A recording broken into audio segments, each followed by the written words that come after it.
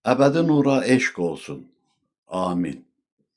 Salam, hər vaxtınız xeyir olsun, hörmətli izləyicilər və əzizlərim. Hər birinizi xoş gördük. Növbəti söhbətimizə başlayıram. Adəti üzrə bəzi fikirlərə aydınlıq gətirim. Əvvəlcə başlayıram suallardan. Mən ümumiləşdirmişəm, gənclərə də ümumən hamı üçün iki sual. İki sual da gənclərdən yaşlı haqsevərlərə ünvanlayacağım. Mən çalışıram hər şeyi nəzərə alım. Heç kəsi tənbih edəsi deyiləm. Gənclər, onların həyata özlərinə münasib baxışları vardır, dərrakələri vardır. Getdikcə də formalaşırlar, püxtələşirlər. Biz onları başa düşməliyik. Ancaq çox yaxşı olardı ki, fəallıq göstərəydilər. Gənclər üçün olan birinci sual belədir. Aristotelin dediyidir, deyir ki, heç nə bilməyən və bilməyə çalışmayan adam çox bədbəxtdir. Üzünüzdən iraq. Çünki ona iki bədbəxtlik birdən üz vermişdir. O iki bədbəxtlik deyəndə nəyi nəzərdə tuturdu və bu fikrə də xahiş edirəm, aydınlıq gətirin. İnsan var ki, elə olandan ölənə qədər heç bilmək həvəsində olmayıb, həyatını yaşayıb, bacardığı kimi. Amma həyat əbədi olduğuna görə bilmək vacib şərtdir.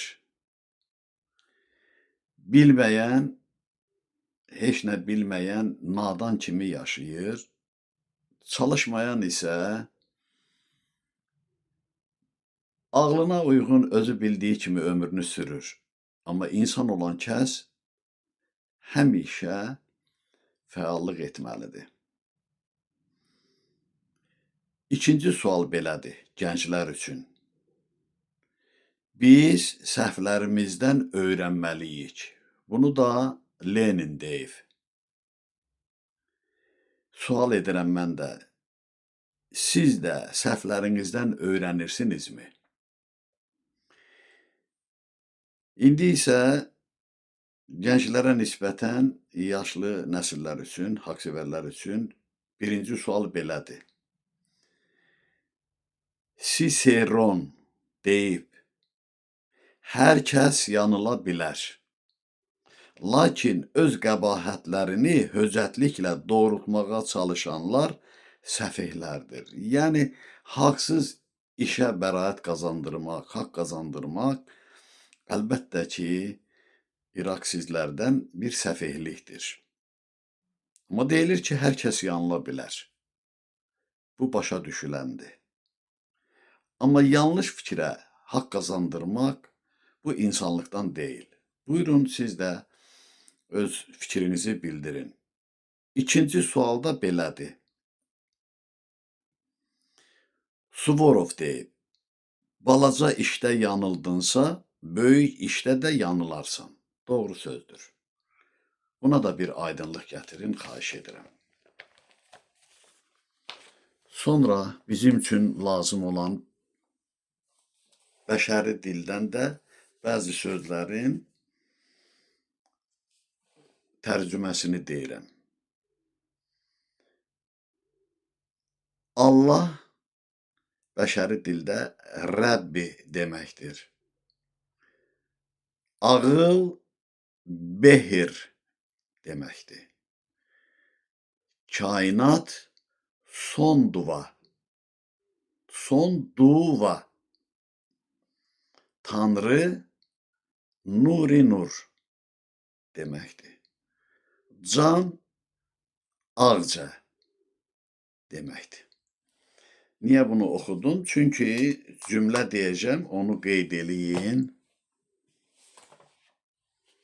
5-ci cümlədir. Biz dördüncüdə dedik ki, günəş bəşərin atası, torpaq isə anasıdır. Yəni bəşəri dildə belə səslənir: Ay əqşəm sukeyül hey həqbəş oy həq əzu bih heycan hə. Beşinci də belədir cümlə. Allah kainatın ağılı, Tanrı isə canıdır. Yəni Rəbbi hey sonduva ti behir. Allah kainatın ağılı, nuri nur əzu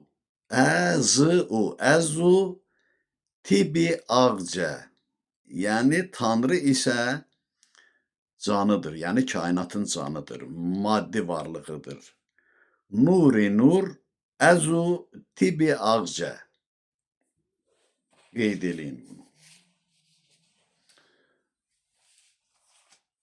Bəzi fikirlər var, onlara da öz sözümü deyim. Birinci başlayıram Etibar bəydən. Allah razı olsun, sağ olsun, əziyyət çəkir.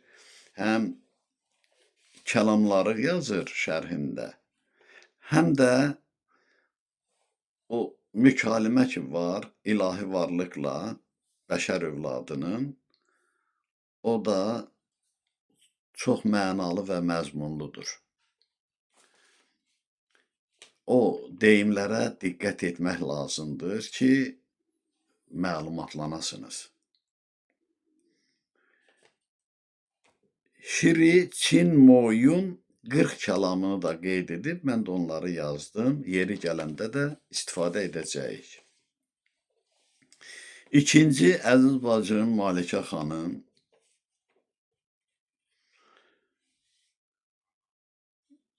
burada qeyd etmişəm mən.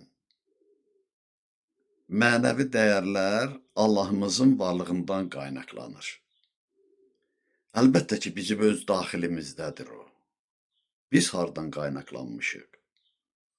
Bir güzgü kimi Allahımızı əks etdiririk. Amma fərqimiz vardır. Allahımız Allahdır. Bizlər də onun yaratdıqlarıyıq.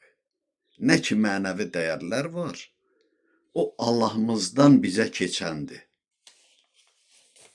O pisliklər ki var, o həyatda rastlaşdığımız təsir amilləridir ki, ona həyat sınaqları deyilir və təsirə məruz qalanlar da qanun pozuntusuna yol verir, miqdarı keçir. Beləliklə də yaxşının yaxşısı fərqi çevrilir, olur yaxşı və pis kimi də başa düşülür, qəbul olunur. O ki deyirsiniz, həyatdan qəfil hədiyyələr gözləməkdən əl çək, həyatını özün qur. Buna müqabil fikir söylürsünüz ki, sual mənə qaranlıq oldu. Çünki o deyilən qəfil hədiyyə haqda heç nə bilmirəm. Mən bəzi misallar gətirəcəm, sizə aydın olacaq. Bilmirəm, baxıbsız, baxmayıbsız. Qraf Monte Cristo adlı film var. Jean Marais oynayır. O Qraf Monte Cristo filminin əsas, yəni ki, qəhrəman rolunda oynayan Jean Marais-dir, mənim çox sevdiyim aktyordur. Bax, orada heç nədən, yəni ki, o əsərdə, əsərin qəhrəmanını şərləyirlər, paxıllıqla, nəysə düzürlər, qoşurlar, onu həbsə atırlar, uzun ömürlü həbsə, hansı ki, adadaydı o, Fransada bir dənizdə adadır. Nəysə, orada qonşu kamerada yatan yaşlı bir kişi ilə əlaqə yaradırlar, ora keçid edə bilir. Kişi ömrünün axırı olduğuna görə ona deyir ki, demək, Monte Cristo adasında mən bir sərvət qoymuşam, gedib onu taparsan. Nəysə, elə olur ki, O kişinin əvəzinə həmin bu Qraf Monte Cristo'da rolunda iştirak edən adamı ölmüş kimi torbaya salıb atırlar dənizə. O da xilas olur. Uzun sözün qısası gedir o adanı tapır. O adada yekə bir sandıq olur. O sandığın içərisində qaş, daş, qızıl hər şey olur. O demək olar ki, ən varlı bir adamlardan birinə çevrilir. Nəysə qisasını da alır. Filmin axırı da mənalıdır. Belə qurtarır. Yəni elə bil ki, ona qəfil bir hədiyyə olur, gözləmədiyi halda.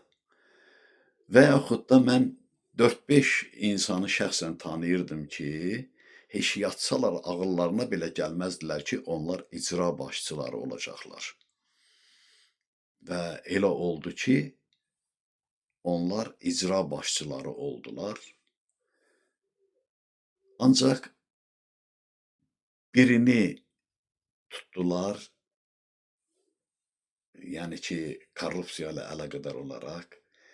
O birisini zaldan qovdular, yəni işdən çıxarıldı. O birilər də indi yaşayırlar özləri üçün. Yəni onların o dərəcədə qabiliyyətləri yox idi ki, icra başçıları kimi işləyəylər. İndi bir zamanlar şah seçəndə cəmaət yığılırmış, göyərçin quşunu buraxırlarmış. O quş gedib kimin çiyninə qonurmuşsa, onda şah seçirlərmiş. Bunu belə eşitmişik də nağıllardan. Bunların da başına quş qonmuşdu və icra başçıları olmuşdular. Yaxşı var-hal topladılar, yığdılar, neynədilər? İndi qismət oldu, olmadı, özləri bilər. Bax, o quşun qonması kimi qəfil hədiyyə bu kimi hala deyirlər. İnsan da var, köhnə evini uçurub ki, nəsə düzəlsin, yenidən bir balaca yaxşı inşa eləsin. Binədən qızıl çıxıb xeylaq varlanıb. Bax, bu kimi hallar belə adlanır, qəfil hədiyyələr. Və bir çox insanlar da düşünürlər, özlərini dediyim kimi dində, haqda bilirlər ki, Allah Taala bir möcüzə yaradacaq, dəyişmələr gedəcək və bu haqq adamlarının sırasında cənnətdə ömrünü davam etdirəcək. Mən isə dedim, bu hal nəzərimizdən keçə bilər. Amma hər şey qazanılır, heç nə göydən düşən hədiyyə kimi bəxş olunmur. Biz də nə isə gözləyiriksə, arzulayırıqsa, bax bu fəallığımızla çalışıb ona nail olmalıyıq. Birinci nədir? Birinci özünə diqqətdir, özünə nəzarətdir ki, insanlığını bərpa etsin və kamillik yolu ilə addımlasın, hansı ki, haqq yoludur o və nəhayəti də xoşbəxt bir həyat tərzi ilə nəticələnsin. Amma səadət, xoşbəxtlik bilirsiniz nədir? O elə bir duyğudur ki, onu heç bir var dövlətlə qazanmaq mümkün deyil. Onu yalnız düzlüklə, saflıqla, halallıqla əldə edə bilərsən. Bu nədir? Bu, insanın nurlanmağıdır. Pak ruhunu nurlandırdıqca Allaha yaxınlaşmağıdır və Allaha qovuşmaq əsl səadətdir, xoşbəxtlikdir. Biz də istəyiriksə ki, Allahımıza qovuşaq, gərək onun o düşündüklərini, gözlədiklərini öz varlığımızla, davranışımızda, danışığımızda, işlərimizdə təsdiqləyək ki, Allah Taalanın bizə rəğbəti artsın. Onun rəğbəti artdıqca bizim nurumuz artır. Çünki Allahdan nur gəlir. O rəğbət özü insanı kamilləşdirəcək düşüncədir, ağıldır, zəkadır. İnsan kamillik yolu ilə o kamillik zirvəsinə yaxınlaşdıqca o elə bil ki, səadətə yaxınlaşır. Bax, Bu deyim bu cür izahlanır. Mən də onu sizin nəzərinizə çatdırdım. Sonra yazıbsınız ki, qadınlarda da, kişilərdə də abır, həya, ismət olmalıdır. Doğru sözdür. Yazıbsınız ki, mən hardasa qadınların kişiyə bənzərini qəbul edirəm, amma kişilərin qadına bənzəməsi biabırçılıqdır. Mən də bunu belə qəbul edirəm. Doğrudan da biabırçılıqdır. Amma nə etməli? Həyatdır, həyat yoludur, həyat axarıdır. Biz bu axarla əbədi olaraq şütüməkdəyik, getməkdəyik. Mən sizə bir zaman matriarxat və patriarxat devrindən danışmışdım. Hansı ki, patriarxat devri kişilərin şahlıq devridir. Hansı ki, bax, indi biz maddi dünya olaraq onu yaşayırıq. Bir də matriarxat devridir ki, anaların şahlıq devri. Ataların və anaların şahlıq devirləri belə fərqlidir. Biri mənəvi dünyanı əks etdirir, biri maddi dünyanı. İndi biz matriarxat devrinə qədəm qoyacağıq. Onun təsir amili vardır ki, görünməz şəkildədir. Özünüz diqqət yetirirsinizmi? Bu çıxışa qulaq asanlar, şərh yazanlar əsasən qadınlardır. Qadınlar fəallıq göstərir. İndi kişi cinsindən olan, deyək ki, bizim Etibar oğlumuz fəallıq göstərirdi tək olaraq. Sonra ona kiçik qardaşları qoşuldu. Ruslandır, Əlidir, Sadiqdir və yaxud da ki, Teyyufdur, Ümid baladır. Görürsünüzmü? Amma say etibarilə baxanda qadınların miqdarı, sayı kişilərdən çoxdur. Bu ondan xəbər verir ki, o matriarxat devrinin təsir gücü özünü göstərməkdədir. O təsirlərə baxır kim necə tab gətirir. Və beləliklə də o qadınlara məxsus olan xarakterik xüsusiyyətlər ki var, o ali səviyyədə aliliyə üz tutanlarda da özünü göstərir. Bir haqsevər xanım kimi sizlər fəallıq edirsiniz. Eyni zamanda da kişi cinsinə məxsus olanlar ki var, zəifləri, o təsirə məruz qalanları istər-istəməz o xarakterik xüsusiyyətləri, yəni qadına məxsus olanları öz davranışlarında göstərirlər. Hava soyuq olur. Kimin bədən müqaviməti möhkəmdirsə, o xəstələnmir. Kim zəifdirsə, soyuq dəymə ilə xəstələnir, bir müddət onun ağrısını, acısını çəkir. İndi də bu təsirə məruz qalma bu cürdür. Getdikcə də sayları, miqdarları artır. Və eyni zamanda da onların müdafiəsində duranlar da vardır ki, bir qurum yaradıblar, bir elə ölkələr var ki, rəsmi qaydada bu halı qəbul ediblər, mahiyyəti bilmədiklərindən. Və elə bil ki, o cinsi azlıqlar deyirlər də, onların sayının artmasına zəmin yaradırlar. O el sözü var, cəhənnəmə gedən özü ilə yoldaş axtarır. İndi o xüsusiyyətə malik olanlar ki var, belə deyim də, el dilində qadın fasondur. Onlar da ətraflarının çoxalmasını istəyirlər ki, onların o zəifliklərinə bir haqq qazanılsın. Ki, onlar da bir-birləri ilə ünsiyyət saxlayırlar, yoldaşlıq edirlər və yaxud da ki, müəyyən, belə deyək də, birlik yaradırlar, təsəlli tapırlar. Onlar qınaq obyektinə çevriliblər. Sayları, miqdarları artanda bir-birlərinə dayaqlanırlar, o qınaqlara sinə gəlirlər. Amma hansı səbəbdəndir bunu deyə bilmirlər, anlamırlar ki, bunu mən sizlər üçün, bəşər üçün ilkin olaraq izahlandırıram, deyirəm. Üzr istəyirəm. Lesbiyanlar var. Eyni cinslilərin bir-birləri ilə münasibətləri, hətta nikah kəsib ailə qurmaları, hamısı bu təsirdən irəli gəlir.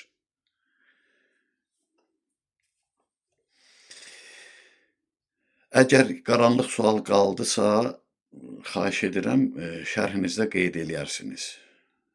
Sonra Məhbubə xanım gördüyü videoyla bağlı qeydlər edib, orada da bir dialoq vardır və belə bir sual olunur ki, gerçək bir mömin olduğumu necə anlaya bilərəm? Onu da izahlandırırlar. Mən o izahlara o qədər önəm vermirəm. Bu mənada ki, onu da qəbul etmək olar. Amma yanılmaq olmaz axı. Mən kəsə olaraq onu deyirəm. Əsl insan olan elə əsl mömindir. O biri tərəfi də budur ki, mömin nə üçün fərqlənməlidir axı? Nə üçün mömin adlanmalıdır? Onun geyimi, siması, saqqal saxlamağı, hicab geyinməyi niyə fərqlənməlidir? Özünü niyə başqalarından fərqləndirir üstün bir hal olaraq? Ki, yəni, mən qeyrilərindən üstünəm. Sən qeyrilərindən üstün olduğun üçün əsl mənada insanlıq etməlisən. Sadə davranmalısan. Heç özünü biruzə verməməlisən. Sənin əməllərin onu göstərməlidir ki, sən əsl Allah adamısan. Bax, bu kimi o yanlış fikirlərlə dinlər belə formalaşıb, o dindarlar da özlərini fərqləndiriblər və beləliklə də bir qarma-qarışıqlıq yaranıbdır. Başqalarının da dinə gəlməsinə müəyyən qədər bir maneçilik törədiblər. Necə? Baxırlar ki, din adamıdır, hansı dinə mənsub olur olsun. Amma əməlləri onu demir. Təkəbbürlü edənlər var. Başqalarını ittiham edirlər, özlərini haqlı bilirlər, başqalarını kafir hesab edirlər. İnsan olmaq lazımdır. Mömin adı ilə pərdələnmək heç də yaxşı hal deyil. O gec-tez özünü biruzə verir. Hər bir fərd özlüyündə insanlıq barədə düşünüb, o dəyərləri, keyfiyyətləri əməllərində əks etdirərlərsə, bundan gözəl nə ola bilər? Kimsə mənə hörmətlə yanaşır, sadəlik edir. Baxmayaraq ki, mənim məlumatım yoxdur, yüksək nüfuz sahibidir, imkanı böyükdür, amma elə davranır ki, mən ona rəğbət bəsləyirəm, razı qalıram. Və bununla da elə əsl mənada öz böyüklüyünü göstərmiş olur. Onun da qarşılığında mən o sadəliyi, o hörməti göstərməliyəm ki, buna insanlıq deyilir. Yəni, bu barədə çox danışmaq olar.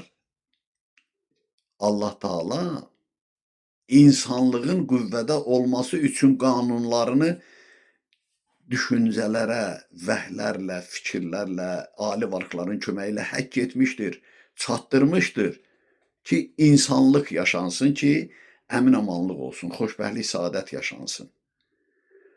Onu da, yəni, Allaha məhəbbətlilərin, xidmətkarların davranışlarını görənlər özləri yaxşı bir insan kimi fərqləndiriblər və deyiblər ki, bu Allaha tapınandır, bu Allah adamıdır. Nəhayətdə gəlib olub din adamı, dindar, mömin və beləliklə də fərq kəskinləşib. İnsanlar arasında bir ayrılıq yaranıb. Seçim belə olub, yanlış olaraq. Əgər Allah adamları o məxsusi olaraq mömin adını kənara qoyub, elə insan adını qoruyub yaşatsaydılar, hamı indi əmin-amanlıq içərisində yaşayardı. Dinə də xələl gətiriblər. Dinin gözəlliyini də deyərdim ki, çirkinləşdiriblər. Və o din adamının düzgün olmayan hərəkətlərini görən adam da dindən uzaqlaşıb ki, əgər o din adamı belədirsə, fikirləşir ki, mən niyə elə olmalıyam ki? Bacaran insanlıq edib, heç dindar adını almadan. Bax, belə yanlışlıqlar çoxdur. Ona görə də dünya görürsünüzmü nə haldadır?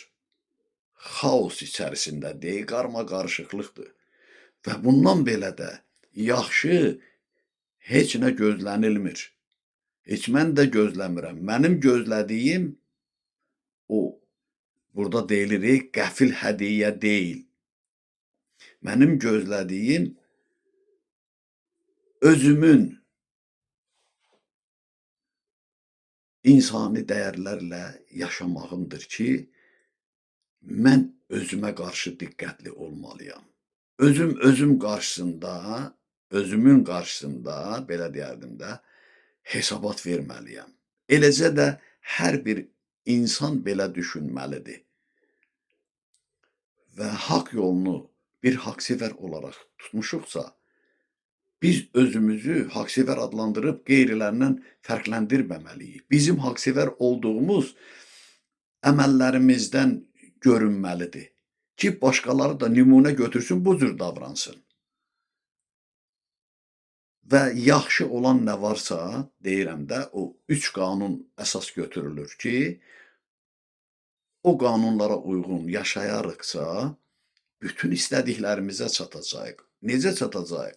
İnsan kamillik yolu ilə kamillik zirvəsinə doğru irəliləyirsə, yüksəlirsə, onun qüdrəti, qabiliyyəti də güclənir. Və elə bir qüdrətə, qabiliyyətə sahib olur ki, zaman-zaman miqdarca arzuları çin olur. Və arzular nə qədər çin olursa, nə qədər xoşbəxtliyə, saadətə yaxınlaşırsa, o qədər sadələşir. İnsani keyfiyyətlərlə yaşayır, başqalarına örnək olur. Bütün arzulara insanlıqla çatmaq mümkündür. Kim özündən razı qalıb, nə bilim, özünü mömin hesab edib yaşayırsa, o yanılır. Ərəb dilində Quran oxumaq, nəsə söyləmək əsl mömin olmaq deyil. İnsan olmaq üçün elə mənsub olduğun öz millətinin dilində danış, amma insanlıq elə. Bəzi rituallar var, mən yeri gələndə onları qəbul etmirəm. Bu mənada ki, bir dua olaraq nələrisə oxuyurlar, ona da bir əsas qazandırırlar, görünməz halda ki, bunun da böyük bir əhəmiyyəti vardır. Və yaxud da ki, Yahudilərin ibadət formasını mən başa düşə bilmirəm. Onlar yəqin ki, Tövratdan nə isə oxuyub, ləngər vururlar belə, fikirlərini deyirlər. Bircə işi doğru düzgün anlamaq lazımdır ki, insanlığın bütün dəyərlərini bərpa etmək lazımdır. Mənəvi bütövlüyə sahib olmaq lazımdır. Mənəviyyatı olan kəs elə Allah adamıdır, din adamıdır. Dinin gözəlliyini əks etdirəndir. Bax, bütün söhbətlərimin hamısı buna xidmət eləyir. Ki, biz mahiyyəti doğru düzgün başa düşəyə anlayaq. Kim necə başa düşür, düşsün, özü bilər. Bilirəm, haqq qazandıracaqlar öz fikirlərinə, əsas gətirəcəklər. Amma bizə fikri belə necə deyirəm, əminliklə deyirəm. Mən ali varlıqlardan və ali qüdrətdən dərs almışam. Bunu təkəbbürlə demirəm. Yəni nə necə olmalıdırsa onları dilə gətirirəm. Adi, sadə bir insan olaraq. Heç zaman da özümü mömin hesab etməmişəm və etmərəm də. Allaha xidmətkaram. Allaha xidmət Allah qanununa xidmətdir. Bacarıramsa bütün dəyərləri mənimsəyib davranışımda, danışığımda əks etdirməliyəm. Əks halda mən də o xoşbəxtliyə, saadətə çata bilmərəm. Baxmayaraq ki, ali qüdrətlərdən dərs almışam. Bu əsas vermir. Buna da misal demişəm.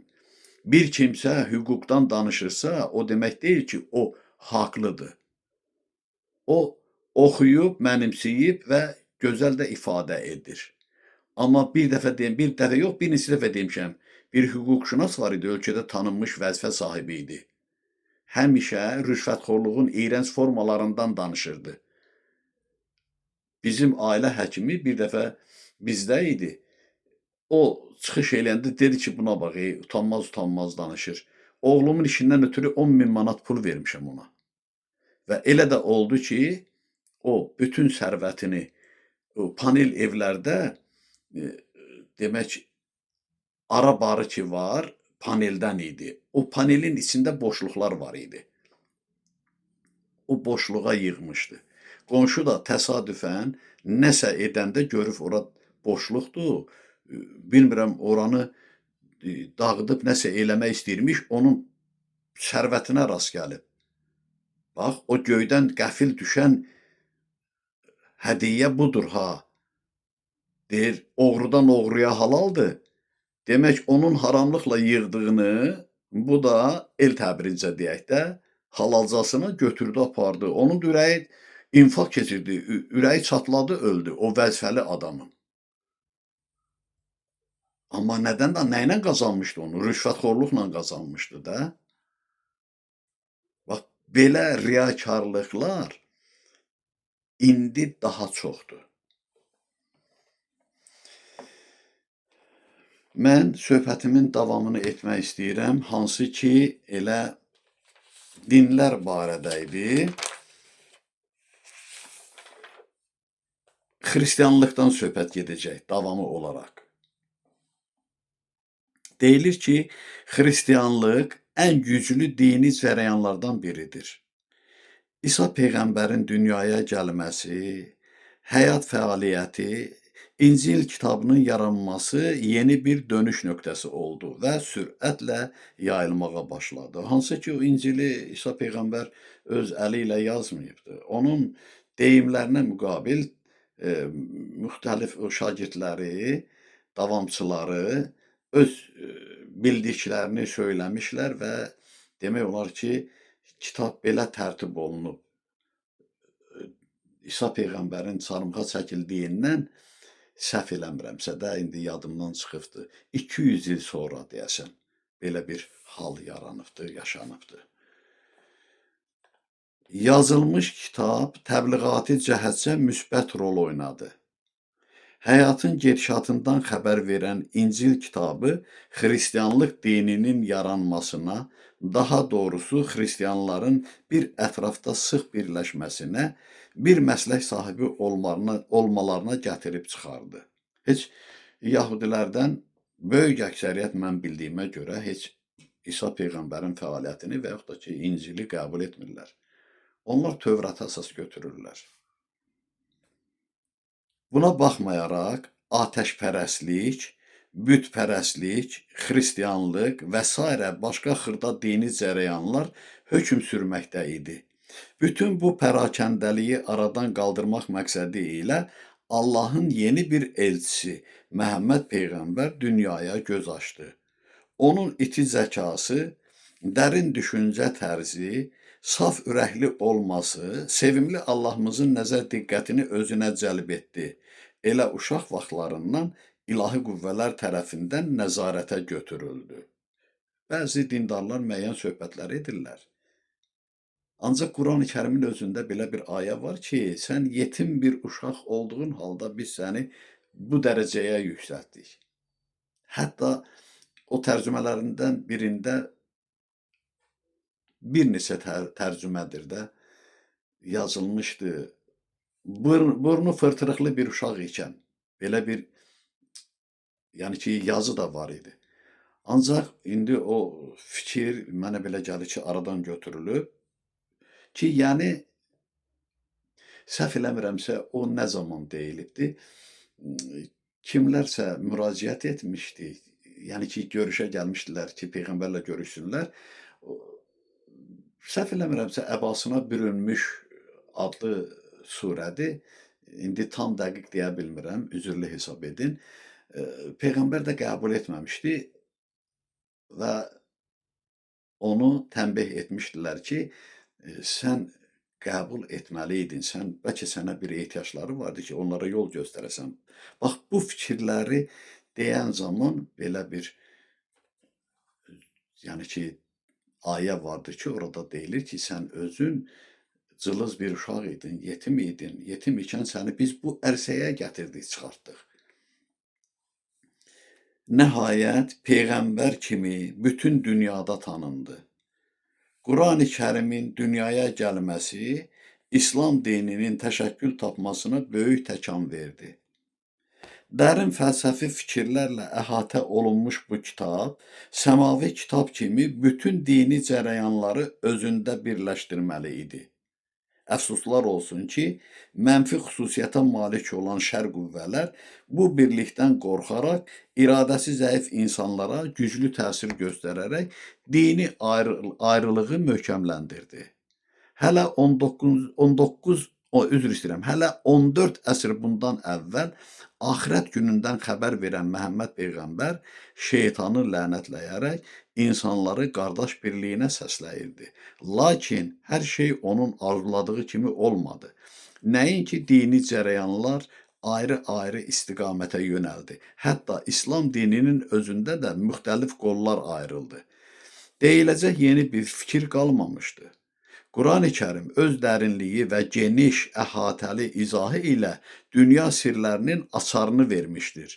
Çox təəssüf ki, şər qüvvələrin təsiri altında olanlar qardaşı qardaşla üz-üzə qoydu.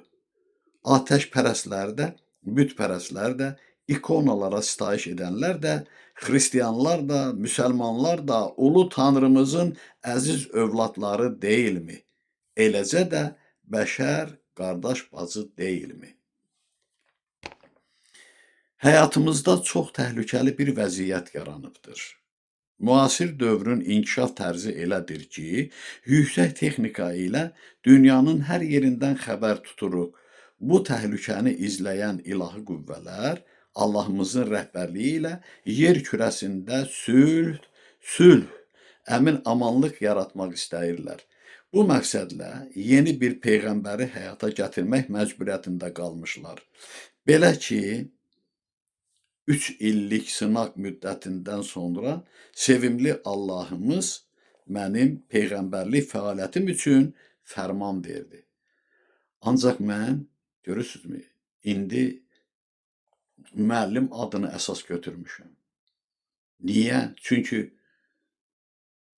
insanların ögey münasibəti və yaxud da ki, müəyyən bir fikirlər var ki, Məhəmməd Peyğəmbərdən sonra Peyğəmbər gəlməyəcək. Mən bütün onların hamısını, belə deyim də, nəzərə alıb, deyirəm, ay qardaşım, lap yaxşı, siz deyən olsun. Mən ilahidən aldığım fikirləri xidmət olaraq sizlərin nəzərinə çatdırıram. Mənə müəllim də deyə bilərsiniz, adımla da çağıranlar var, Peyğəmbər deyənlər də var, hətta Rəbb deyənlər də var. Bu barədə söhbətlər etmişəm. İxtiyar sahibidir hər kəs. O deyir, mən ki özümü o yerdə tutmuram. İlahinin dediyini də inkar edə bilmərəm axı. 3 illik fəaliyyətdə bəli, öz adımla çıxış etmişəm, demişəm, danışmışam. İndi isə deyirəm, mən o iddiada deyiləm ey insanlar. Mən adi, sadə bir insan kimi Bu qeyri-adi fikirləri sizin nəzərinizə çatdırıram ki, oradan yararlanasınız. Baxın, əgər doğrudan da məntiqə söykənirsə, faydalıdırsa, qəbul edin və həyatınıza tətbiq edin də. Yox, əgər qəbul etmirsinizsə, ixtiyar sahibisiniz. Heç qulaq asmayın, diqqət yetirməyin, şərh yazmayın. Bu sizin ixtiyarınızdadır. Mənim də özümün ixtiyarım var ki, bu fikirləri sizlərə çatdırım. Yəni o çıxışları YouTube-a yükləyirəm ki, istifadə edən etsin, etməyən də heç baxmasın. Amma həqiqəti sizə deyirəm, yəni olanları sizə deyirəm. Məhəmməd Peyğəmbər dövrü mərhələdə sonuncu Peyğəmbər idi. Hətta belə düşünənlər var ki, əşi, istəyir bu son olsun, istəyir əbədi olsun, nə olur olsun, vəssalam. Məhəmməd Peyğəmbər yeganə bir Peyğəmbərdir, sonuncudur və bundan sonra da Peyğəmbər gəlməyəcək. Onun dedikləri haqdır və insanlar da o deyimlərlə xoşbəxtliyə, saadətə nail olacaqlar. Amma 1400 il keçib, az müddət deyil. Çox da qürurlananlar var ki, bu qədər insan İslam dinini qəbul edib. Amma onu demirlər ki, Xristian dinini də qəbul edənlər az deyil. Yəni yönəliblər, İslam dinindən üz çevirib dönənlər də var. Yəni insanlıq qalıb bir tərəfdə, dinin mahiyyətini deyərdim ki, böyük əksəriyyət saymadan dindarlığa meyl ediblər. Bununla da qürurlanırlar. Bəs nəticə nədir? İran İslam dövləti deyil və İslam dininə mənsub olan Birləşmiş Ərəb Əmirliklərini, Dubayı, nə bilim, oranı, buranı, İslam ölkələrini raket atəşinə tutmur. Və yaxud da ki, İraqla 8 il müharibə getmədi. Əfqanistan İslam dininə mənsubdur da, əfqanlılar. Nələr törətmirlər? Bəs harda qaldı o dinin qüdrəti? Harda qaldı?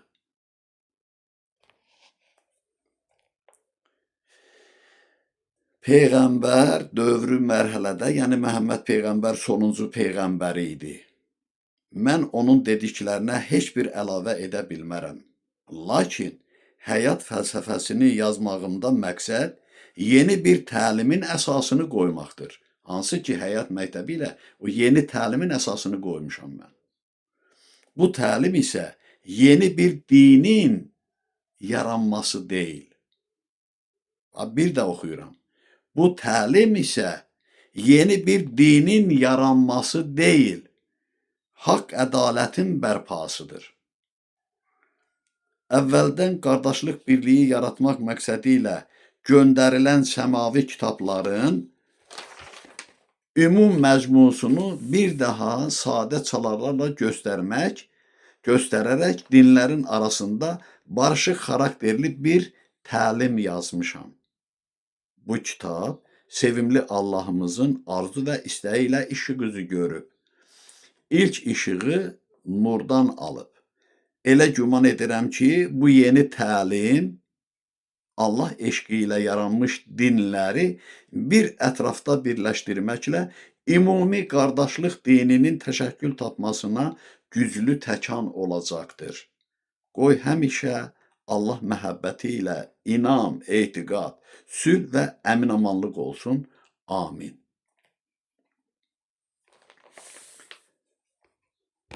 Mənim amalım budur. Hansı ki deyirəm, seçilmişlər ki var, yetişdirilirlər, puxtələşdirilirlər dünyanın hər yerində. Dini mənsubiyyətlərindən və dillərindən, milliyyətlərindən asılı olmayaraq, bu mərkəzə yönəldiləcəklər. Kainat qanunu ilə, onun da öz zamanı var. O zaman yetişir, zaman yetişir. Orada Xristiyan da olacaq, Yahudi də olacaq, bütpərəst olacaq, ateşpərəst olacaq, şiə də olacaq, sünni də olacaq. O pravoslavlar var, nə bilim, protestantlar var. Hamısından olacaq orada. Vahid qardaşlıq birliyi ilə Allah qanunu əsas yer tutacaq. Özünüz bir nəzərə alın. O insanlar ayrı-ayrı dillərə mənsubdular. Eyni zamanda dinlərə mənsubdular. Onların bir-birləri ilə ünsiyyəti, münasibəti necə olacaq görəsən? Bu düşüncə ilə heç bir araya gələ bilməzlər. Onlar artıq yetişdirilirlər ki, bəli, ümumi qardaşlıq bir, belə deyim, asan da olsun da, birlik yaranacaq. Din yox, birlik və hökmdə olan Allah qanunu olacaqdır. Bundan gözəl nə ola bilər artıq? Hökmdür ki, din olsun, yenə də bir-birləri ilə münaqişədə olsunlar. Onlar o dərəcədə yetişdirilirlər ki, o mötəbər həyatın sakini olmağa layiq olsunlar. Və belə də olacaqdır. Bəs ünsiyyət necə yaranacaq demişəm. Vahid dil, o da bəşəri dildir, nur dilidir. Ona görə də bəşəri dildən yazdırıram sizlərə. Necə ki, Almaniyada bütün deyərdim millətlərdən orada yaşayanlar var. Onun kimi Fransada, Avropa ölkələrində, Amerikada. Hansı dildə danışırlar? Ümumi bir dili öyrənməli olurlar. Alman dilini, İngilis dilini, Fransız dilini və eləcə də Rus dilini məcburdular. İndi bu xoş məcburiyyət, bu yaranan birlikdə də olacaq. Xoş məcburiyyət. Dini mənsubiyyətini də qəlbində saxlasın, yaşatsın. Dilini də qorusun, saxlasın. Amma ünsiyyətdə olanda hamı bir-birini başa düşsün deyə bir dil əsas götürüləcəkdir. Və elə də olacaqdır. Biz istəsək də olacaq, istəməsək də olacaq. Çünki belə qərar verilibdir.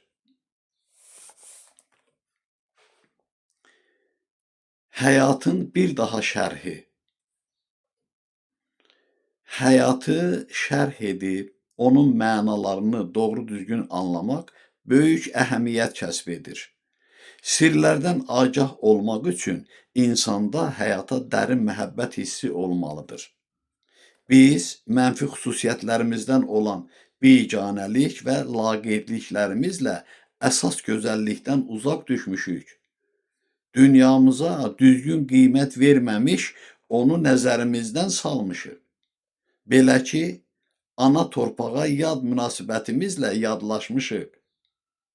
Elə hesab etmişik ki, həyatın gedişatı bizim arzu və istəyimizlə istiqamətlənməlidir. Belə başa düşmüşük.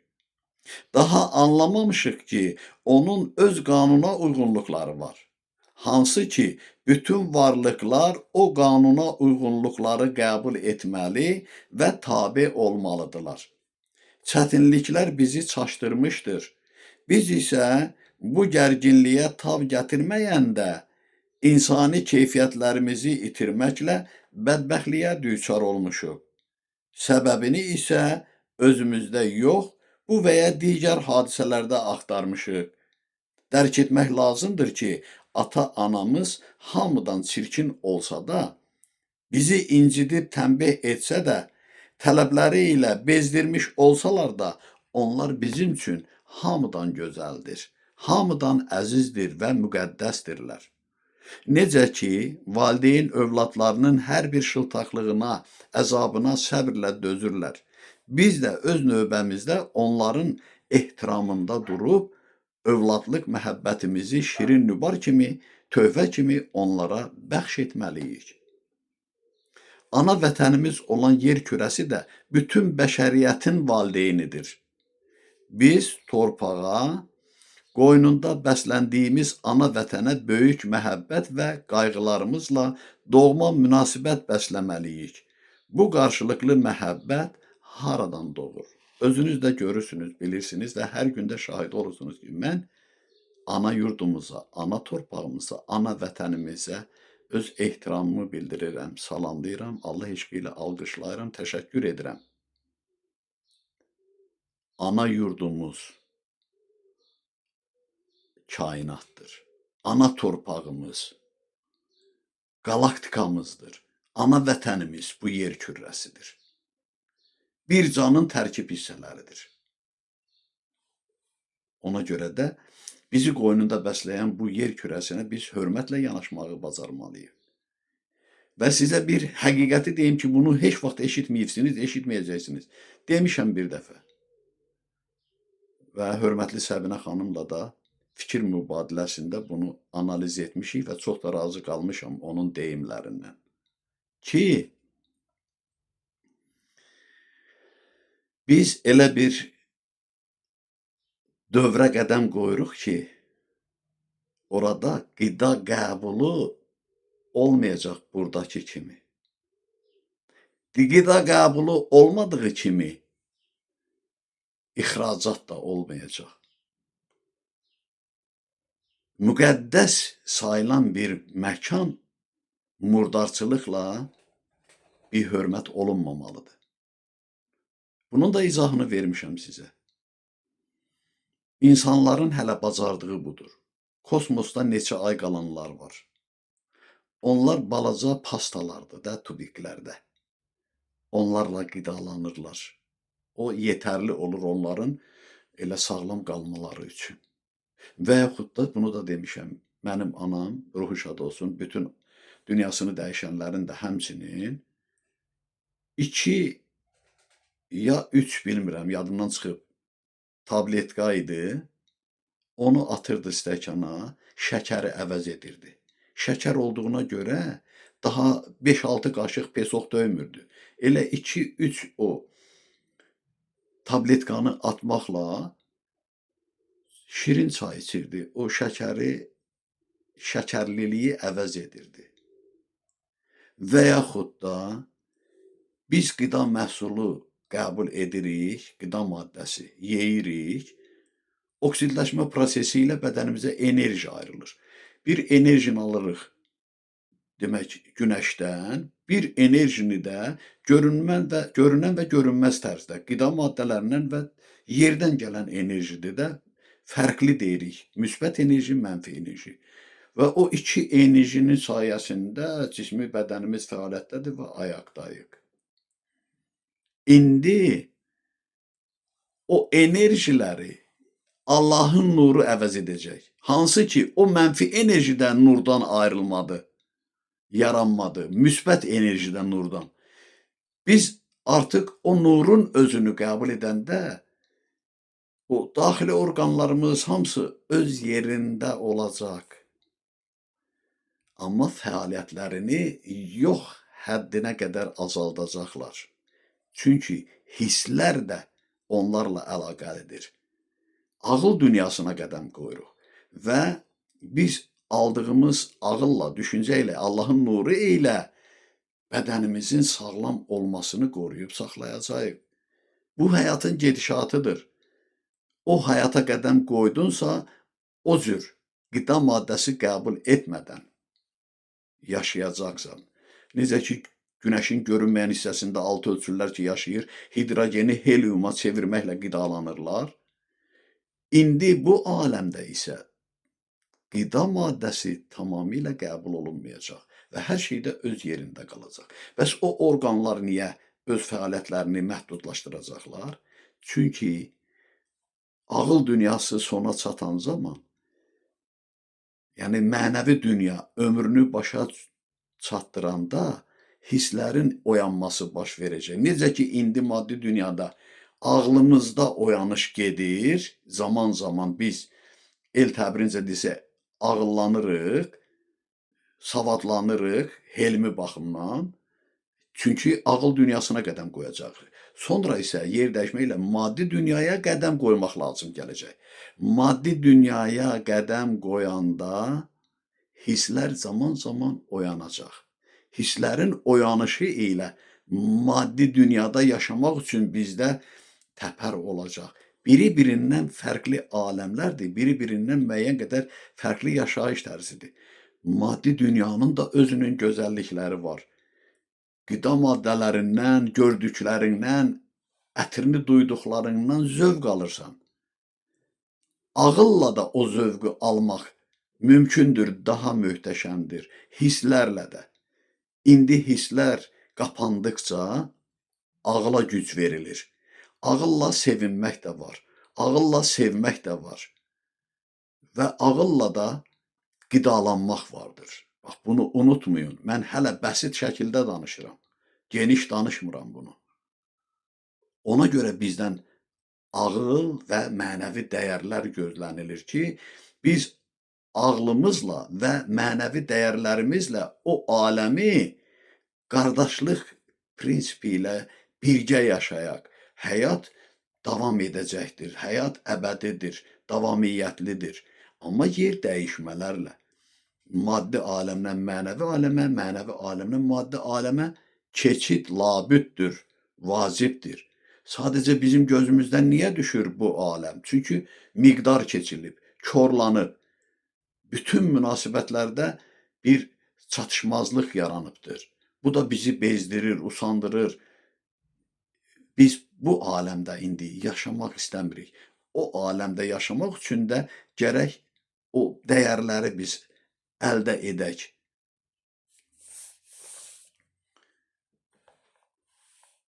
Demək,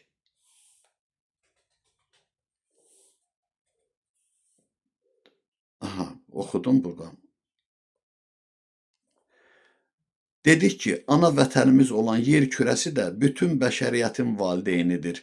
Biz torpağa, qoynunda bəsləndiyimiz ana vətənə böyük məhəbbət və qayğılarımızla doğma münasibət bəsləməliyik.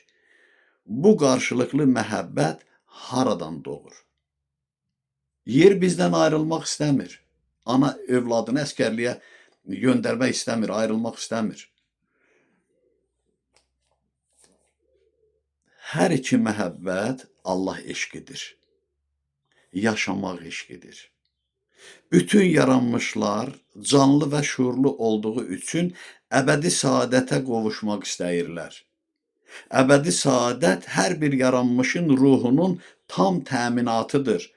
Bu təminat yalnız müsbət xüsusiyyətlərlə əldə oluna bilər. Həyat eşqinin müsbət xüsusiyyətləri bunlardır. Yeddiliklə bağlıdır. Birinci, həyata, insanlara və təbiətə doğma münasibətlə bağlanmaq. Doğmalıq qalıbmı? Ögeylik artmaqdadır. İkinci, xeyirxah xüsusiyyətlərlə əməli salih işlər sahibi olmaq. Üçüncü, səbirli, mərhəmətli, səxavətli, abır-həyalı, ismətli, şərəfli olmaq. Dördüncü, haqqı müdafiə etmək, bağışlamağı bacarmaq. 5. İnamla, sədaqətlə etiqadda olmaq. Sədaqət böyük dəyərdir, böyük qüdrətdir. Etibarı, sədaqəti olmayanlara mənəvi aləmdə yer yoxdur. 6. Elmi xeyirxah məqsədlərə yönəltmək. Nəhayət 7. Mənəvi bütövlüyə və mənəvi saflığa malik olmaqla üzərinə düşən vəzifəni icra etmək. Bax, bu 7 mərhələli ki, dəyərlər var, onlara sahib olmaq lazımdır ki, o xoşbəxtlik, saadət nəsibimiz, qismətimiz olsun.